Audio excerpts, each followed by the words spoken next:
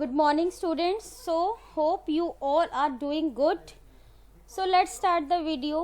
Last video में हमने discuss किया था change in profit sharing ratio, जिसमें मैंने आपको कुछ चीज़ें बताई थी लाइक एग्जांपल कि हम कोई भी पर्टिकुलर आइटम को बैलेंस शीट में शो करना है तो हम किस तरीके से एंट्री करेंगे, बैलेंस शीट में शो नहीं करना है तो हम किस तरीके से एंट्री करेंगे, राइट। तो उसी को एक बार हल्का सा मैं रिवाइज कर रही हूँ। अब मैं जो आइटम ले रही हूँ वो ले रही हूँ जनरल रिजर्व, कि जनरल रिजर्व को अगर मैं मुझे बैलेंस शीट में शो नहीं करना है तब मैं क्या करूँगी, और अगर शो करना है तो तब मैं क्या करूँगी, ठीक है। Let's start. Let's read the first question. X and Y are partners sharing profits in the ratio of 2:1. On 31st March 2019, their balance sheet showed general reserve of rupees 60,000। Means 31 मार्च को जो उनका जनरल रिजर्व है वो कितना है, 60,000 rupees है। It was decided that in future they will share profit and losses in the ratio of 3:2। ऐसे देखो पेपर में ऐसा तो नहीं आएगा कि ये पर्टिकुलर क्वेश्चन जो है change in profit sharing ratio का है, ये तो आपको क्वेश्चन पढ़ के समझ में आएगा कि पहले रेशियो कितनी थी उनके ऊपर, देखिए 2:1, और अब कितनी है इनकी 3:2। तो ये है आपका change in profit sharing ratio. और जनरल रिजर्व आपका ये है, you are required to pass necessary journal entries in each of the following alternatives. First alternative क्या है, when general reserve is not to be shown in the balance sheet, and second है when general reserve is to be shown in the balance sheet. So हम start करते हैं इसके solution को कि कैसे हम इसे सॉल्व करेंगे, राइट। तो सबसे पहले हमारा जो पहला केस है, if they do not want to show the general reserve in the balance sheet, तब हमारी जनरल एंट्री कैसे आएगी, कॉलम बनाते हैं, date particulars, LF, debit amount, credit amount, right. और डेट 1 अप्रैल, क्योंकि हम सारी पुरानी चीज़ों को एक जैसा लेके आना चाह रहे हैं ना, तभी तो हम पुराने जो हमारी रेशियो उसमें बांट देते हैं। तो पहला क्या है कि इसको हमें शो नहीं करना है। शो नहीं का मतलब दूसरी वाला क्या मैंने मतलब बताया था, शो नहीं करने का मतलब है कि आपको इसको बांट देना है, डिस्ट्रीब्यूट कर दीजिए। जब एक बार बताओ आपके पास केक है, केक आपने डिस्ट्रीब्यूट कर दिया, शो नहीं करना आपको किसी को लास्ट में, मतलब 1 तारीख को वो दिखना नहीं चाहिए आपकी बैलेंस शीट में, तो क्या करेंगे, उसको बांट दीजिए। तो ये तो बहुत ही सिंपल तरीका होता है, जब किसी चीज़ को शो नहीं करना तो उसको हम क्या करते हैं, बांट देते हैं। तो एंट्री क्या हो जाएगी, जनरल रिजर्व कितने का था, जनरल रिजर्व डेबिट 2, कौन से बांटने थे, X और Y, और हमने ये एडजस्ट कर दिया इन देयर कैपिटल्स। जितने का भी जनरल रिजर्व था, कितने का जनरल रिजर्व था, 60,000 का, और रेशो क्या थी इनकी पुरानी, 2:1। देख लीजिए क्वेश्चन में, ये देखिए ये रेशो थी इसकी 2:1, ये रही, और जनरल रिजर्व कितना था, 60,000 का। और पहला केस क्या था, when general reserve is not to be shown in the new balance sheet, ठीक है। तो हमने कर दी। अब जब चीज बट गई तो वो तो कभी भी बैलेंस शीट में शो नहीं होगी। तो नेक्स्ट हमारा केस क्या है, when general reserve is to be shown in the new balance sheet. हमें न्यू बैलेंस शीट में शो करना है, शो करना है तो इसका मतलब जनरल रिजर्व को बांटना नहीं है, तो बांटना नहीं है तो पार्टनर्स तो नाराज हो जाएंगे, भाई ऐसा कैसे, फिर तो किसी को लॉस होगा किसी को प्रॉफिट होगा। तो चलिए फिर इस मुद्दे को सॉल्व करने के लिए हम उन्हें क्या बोलेंगे, तो चलो एक काम करो, इनकी गेनिंग सैक्रिफाइस निकाल लो, ठीक है। तो पढ़ लीजिए इसको,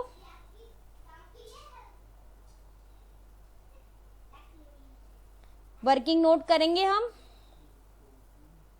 calculation of share of general reserve, ये किस रेशो में आया, 2:1, पर ये आया कैसे है ये देखने के लिए हमें इसको थोड़ा सा इसकी वर्किंग देखनी पड़ेगी, राइट।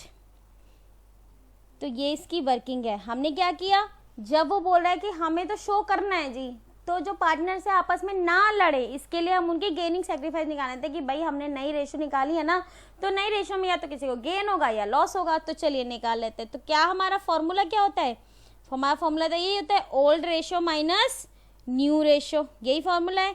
तो ओल्ड कितना है 2/3, इसका कितना है 1/3, और न्यू कितना था इनका 3:2। चलिए देख लीजिए ये यहाँ पे है,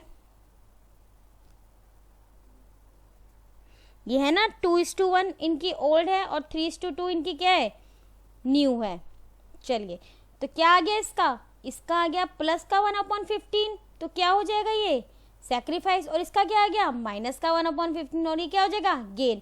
तो एक्स वाई जो है वो क्या कर रहा है, गेन कर रहा है, और एक्स क्या कर रहा है, लॉस कर रहा है। और मैंने आपको पहले भी बहुत बार बताया है कि हमें इसको काटना नहीं है, 1/15 है तो 1/15 ही लिखेंगे। अब हमारा जनरल रिजर्व कितना था, हमारा जनरल रिजर्व था 60,000 रुपीज़। तो मैंने आपको बोला ना ये नहीं कि 1/15 को क्या मानेंगे 1:1, बिल्कुल भी नहीं मानेंगे, ये गलत हो जाएगा। ठीक है, इसको नहीं करना है, हमें क्या करना है, इसको एग्जैक्टली 1/15 से मल्टीप्लाई कर दीजिए तो 4,000। इसका मतलब क्या है कि अमाउंट जिसका कंपनसेशन है, जिसके बारे में लड़ाई हो सकती है, वो है कुल 4,000 रुपये का। यानी कि इनकी कैपिटल को 4,000 से डेबिट क्रेडिट कर दो तो ना तो आपका जनरल रिजर्व बटेगा और ना इनकी आपस में फ्यूचर पार्टनर्स में लड़ाई होगी। ठीक है, कोई भी डिस्प्यूट नहीं रहेगा इनके बीच में।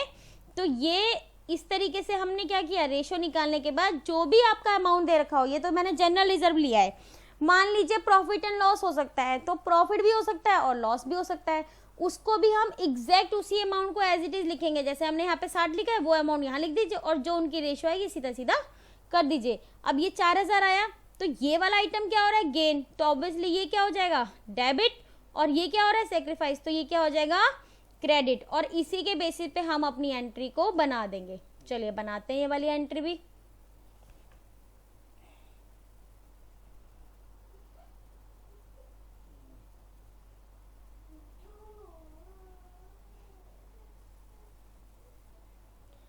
General, date, particulars, LF, debit amount, credit amount, right. Date कौन सी आएगी, वही अपनी 1 अप्रैल आ जाएगी, राइट। तो हम क्या करेंगे, एक्स वाई डेबिट, मैंने आपको बोला था वाई गेन कर रहा है तो वाई डेबिट हो गया, एक्स क्रेडिट हो गया, और 4,000 रुपये की एंट्री आ गई। ठीक है, तो ये दोनों केस पूरे हो गए आपके। ये तो ये वाला जो है, ये वाला, ये तो ऊपर वाले क्वेश्चन का वर्किंग है, ये वाला। ठीक है, तो पहले वाला केस क्या था, जनरल रिजर्व दिखाना नहीं है तो बांट दीजिए, बांट दिया। अब जनरल रिजर्व जो पहले था तो ऑब्वियसली वो क्रेडिट में होगा, डेबिट कर दिया तो जनरल रिजर्व हो गया खत्म। ठीक है, और इसी तरीके से वो नीचे वाले क्वेश्चन में क्या बोल रहा है, भाई हमें तो शो करना है, तो यहाँ पे हमने जनरल रिजर्व की बात करी ही नहीं है, सीधा उनकी कैपिटल्स को हमने एडजस्ट कर दिया है। तो ये एक कल वाले टाइप का जो क्वेश्चन था उसकी हमने थोड़ी सी एंट्री करके देख लिया है। चलिए हम नेक्स्ट पढ़ते हैं क्वेश्चन। ये क्वेश्चन है, Bhavya and Sakshi are partners in a firm sharing profit and losses in the ratio of 3:2 on 31 March 2018 their balance sheet was as under. तो क्या है बैलेंस शीट में, इधर बैलेंस शीट में हम आइटम देख लेते हैं, creditor, general reserve, investment fluctuation fund, और दोनों की कैपिटल दे रखी है लाइबिलिटी साइड में।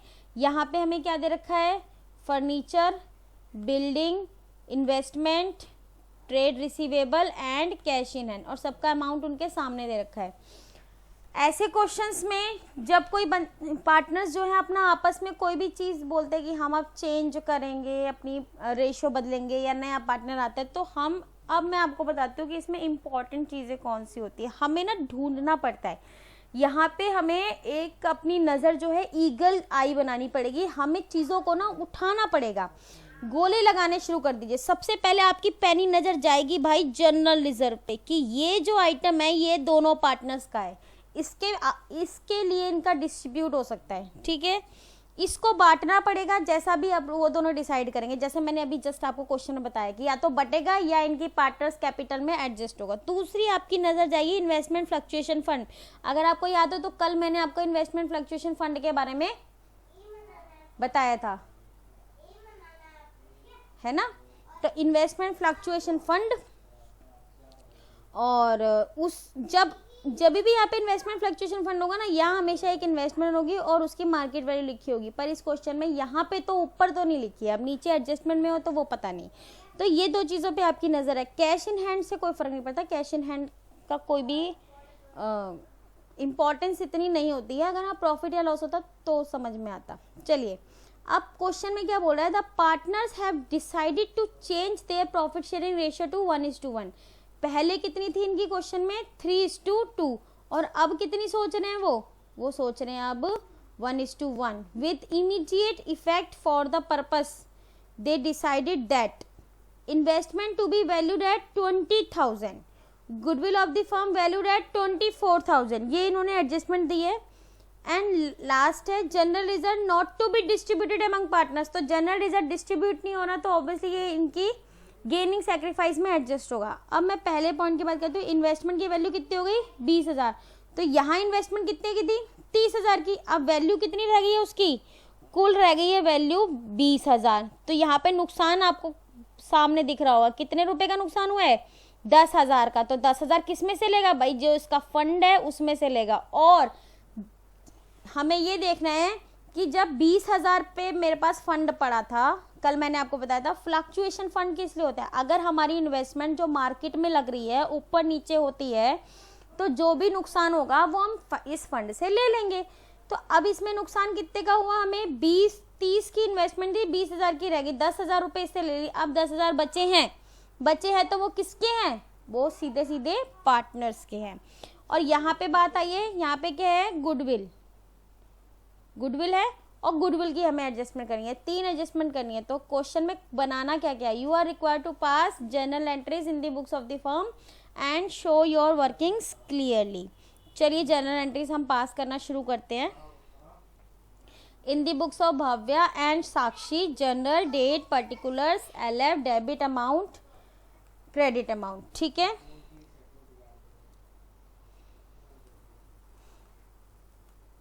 सबसे पहले हम इन्वेस्टमेंट का देखेंगे, क्योंकि 20,000 की इन्वेस्टमेंट दे रखी थी। इन्वेस्टमेंट फ्लक्चुएशन फंड कितने का था मेरा इन्वेस्टमेंट फ्लक्चुएशन फंड 20,000 का, याद है ऐसी एंट्री कराई थी मैंने। हमारे को लॉस कितने की इन्वेस्टमेंट का लॉस हुआ है 10,000 कम हो गए, और बाकी बचा कितना 10,000, तो किसको जाएगा वो भव्या एंड साक्षी को, क्या कितना बचेगा 10,000 रुपये। अब मुद्दे की बात ये है कि ये बटेगा किस में, ये उनकी नई रेशो में या पुरानी में, पुरानी रेशो में, क्योंकि ये काम उसने कब किया था, पहले का कर रखा है ना इन्वेस्टमेंट 1:1, तो अब सोचिए उसने, तो ये कितनी रेशो है 3:2, 10,000 को फटाफट से 3:2 में बांटिए, कितना आ गया 6,000 और 4,000 हो गया 3:2। तो हमारी जो इन्वेस्टमेंट की पहली एंट्री थी वो हो गई। अब दूसरी एंट्री किसकी है हमारी, गुडविल की एंट्री। मैंने आपको बताया था सेक्शन क्या कहता है गुडविल का सेक्शन ये कहता है कि कभी भी हम गुडविल को बुक्स ऑफ अकाउंट्स में क्रिएट नहीं करेंगे। जो अकाउंटिंग स्टैंडर्ड 26 है वो ये कहता है कि हम गुडविल को तब तक शो नहीं करेंगे जब तक हमने उसके पैसे नहीं दिए, फर्म ने अपनी गुडविल खरीदी नहीं है। तो यहाँ पे फर्म ने गुडविल खरीदी नहीं है, गुडविल की कैलकुलेशन कर दी।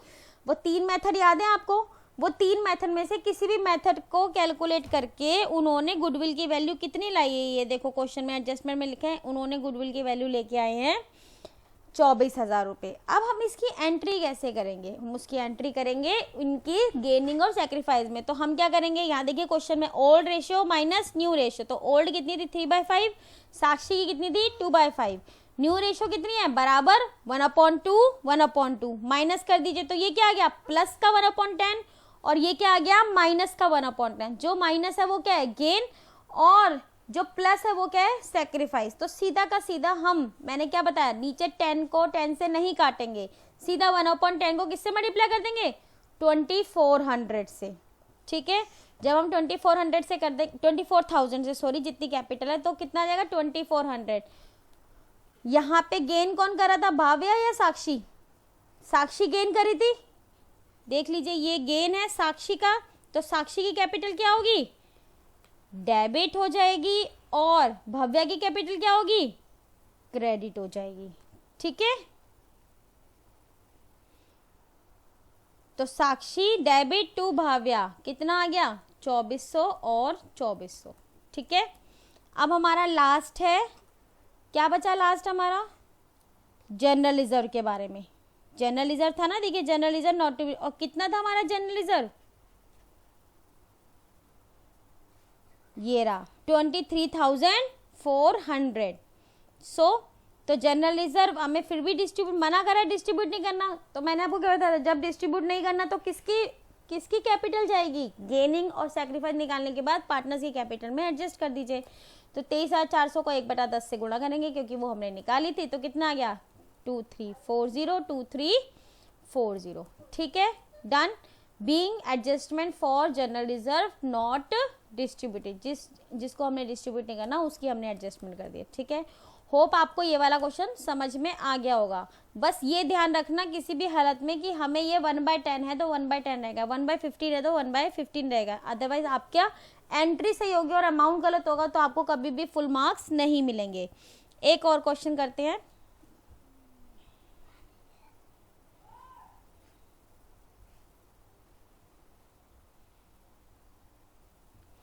X, Y and Z share profit as 5:3:2.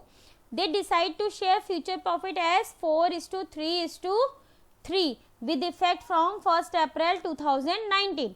On this date, the following revaluation have taken place. अब मैं यहाँ पे आपको रिवैल्यूएशन क्या हुआ था कि उन्होंने डिसाइड किया कि अब हम अपनी नई रेशो जो है बदल रहे हैं, मतलब पूरा जो हमारी प्रॉफिट शेयरिंग रेशो है वो 5:3:2 ना होके 4:3:3 हो जाएगी, ठीक है। तो चेंज इन प्रॉफिट शेयरिंग का क्वेश्चन है ये। तो जब ऐसा कोई पार्टनर डिसाइड करते हैं ना, तो सारी जितनी भी आपकी फर्म की एसेट्स होती हैं, लाइबिलिटीज होती हैं, उन सब की एक बार रियल वैल्यू चेक करते हैं और फायदा और नुकसान आपस में पार्टनर्स पुरानी रेशो में बांट लेते हैं। तो यहाँ पे उन्होंने जब ऐसा डिसाइड किया तो ये रिवैल्यूएशन आया, 22,000 की 25 हो गई इन्वेस्टमेंट। ये देखिए, ये प्लांट एंड मशीनरी 25 थी, अब कितनी हो गई 20, ये कम हो गई। ये 40,000 थी लैंड एंड बिल्डिंग, अब कितनी हो गई 50, ये बढ़ गई है। आउटस्टैंडिंग एक्सपेंसेस कितने थे 5,600, लेकिन अब कितने हैं 6,000, तो हमें नुकसान हो गया ना। आउटस्टैंडिंग एक्सपेंसेस हमें देने होते हैं, ये हमारा नुकसान है। सन्ड्री डेटर्स हमारे को अब कम हो गए, ये भी हमें नुकसान हो गया। 60,000 मिलने थे, अब कितने मिलेंगे 50,000। ट्रेड क्रेडिटर्स कितने थे 70, लेकिन अब कितने हैं 60, तो यहाँ पे हमें क्या हुआ फायदा हो गया। फायदा कैसे हुआ, क्योंकि अब हमें कम पैसे देने पड़ेंगे।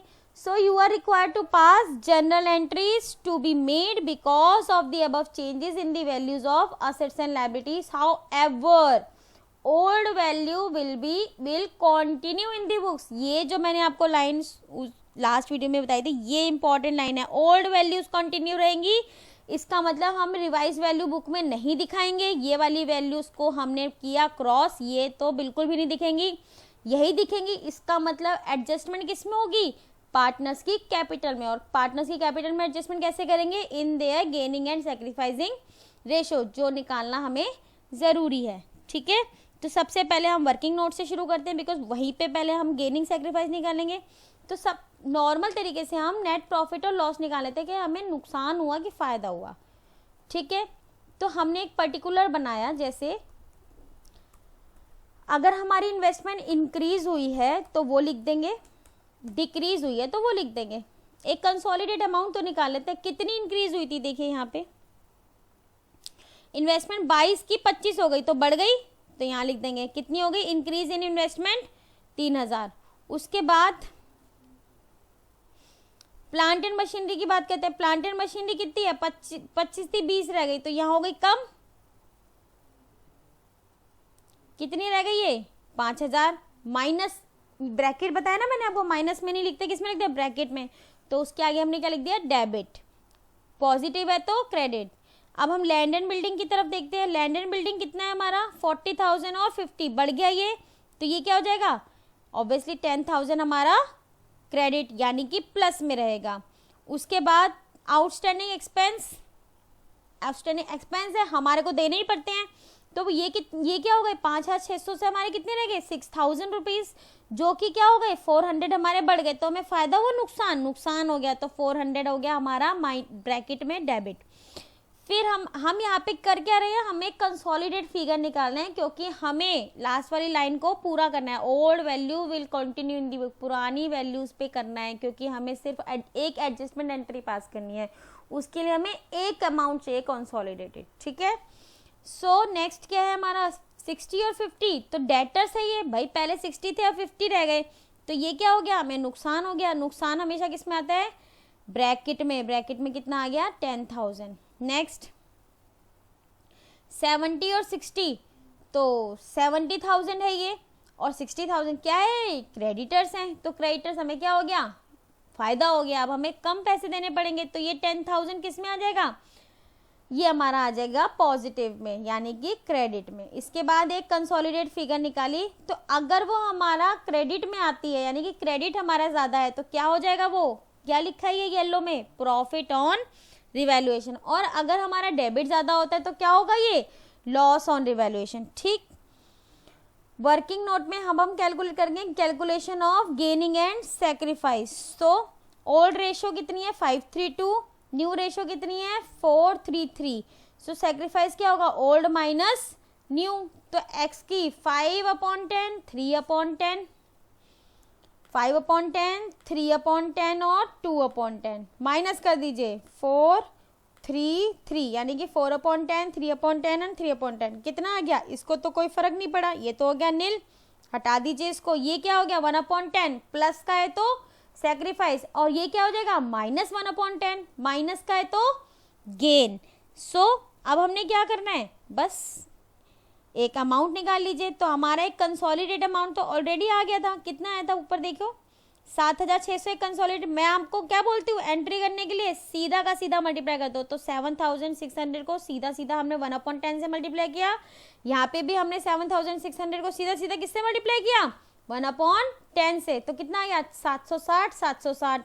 लेकिन गेन कौन कर रहा है, हमारा गेन कर रहा है हमारा Z, तो ये क्या हो जाएगा हमारा DR, यानी कि डेबिट, और ये क्या हो जाएगा हमारा क्रेडिट, क्योंकि ये क्या कर रहा है सेक्रीफाइस। तो X will be credited and Z will be debited.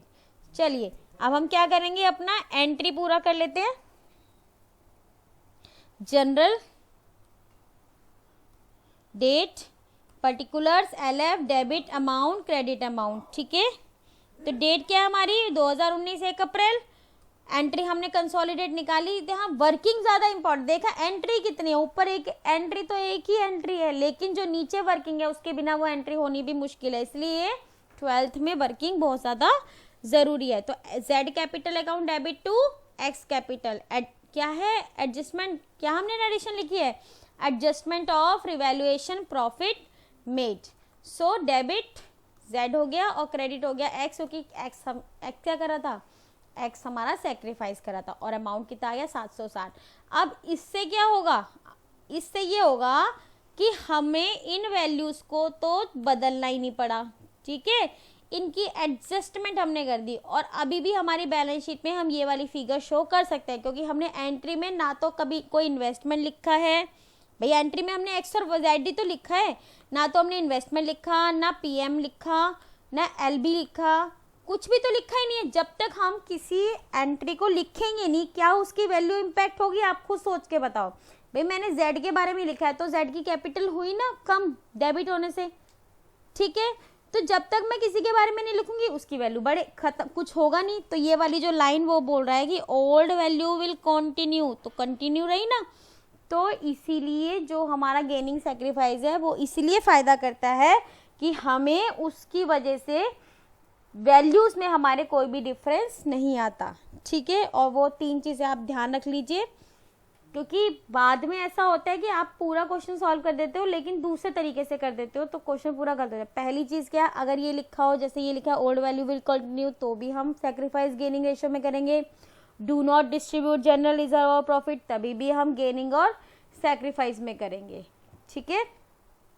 And last, वो खुद ही डायरेक्टली आपको बोल दे कि डिस्ट्रीब्यूट होना ही नहीं है, उसको छेड़ना ही नहीं है, या जनरल रिजर्व को एज इट इज शो करना है तब, ठीक।